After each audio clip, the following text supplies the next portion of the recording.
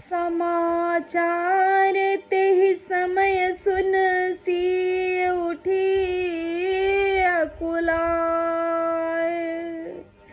जाए सास पद कमल जुग,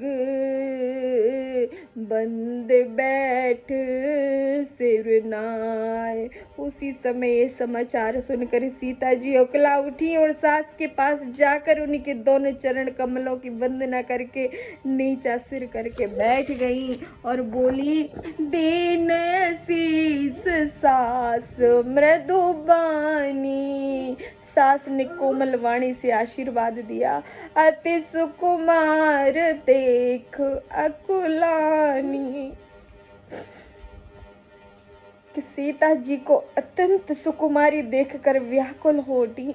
बैठ नमित मुख सोचत सीता, रूप की राशि और पति के साथ पवित्र प्रेम करने वाली सीता जी नीचा मुख किए बैठी सोच रही हैं। रूप रास पति प्रेम पुनीता, चलन चहत बन जीवन नाथू।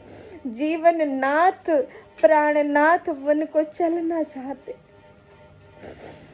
के ही सुकृति सन हो ही है साधु। शरीर और प्राण दोनों साथ जाएंगे या केवल प्राणहीन इनका साथ होगा। कि तनु प्राण की केवल प्राणा,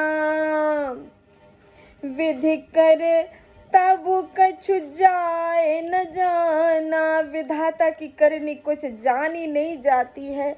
चारु चरण नख लेखत धरनी। सीता जी अपने सुंदर चरणों के नखों को धरती से कुरेद रही है। नूपुर मुखुर मधुर कब करनी। ऐसा करते समय नूपुरों का जो मधुर शब्द हो रहा है, मन हो प्रेम बस विनती करही। कवि उसका इस प्रकार वर्णन करते हैं कि मानो प्रेम के वश में होकर नूपुर यह सब विनती कर रहे। हमारी सी पद जन पर हरनी। सीता जी के चरण कभी हमारा त्याग न करें। मंजू बिलोचन मोचत बारी। सीता जी सुंदर नेत्रों से जल बहा रही हैं।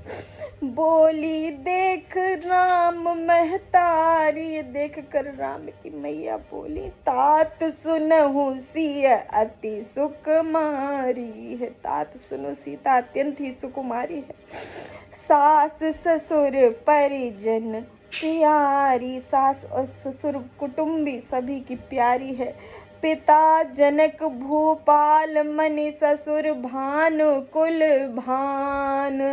इनके पिता जनक जी राजाओं के शिरोमणि हैं। ससुर सूर्य कुल के सूर्य हैं और पति सूर्य कुल रूपी कुमुद वन को खिलाने वाले चंद्रमा तथा गुण और रूप दोनों के भंडार हैं। पति रव कुल कैरव विपिन विधि गुण रूप निधान।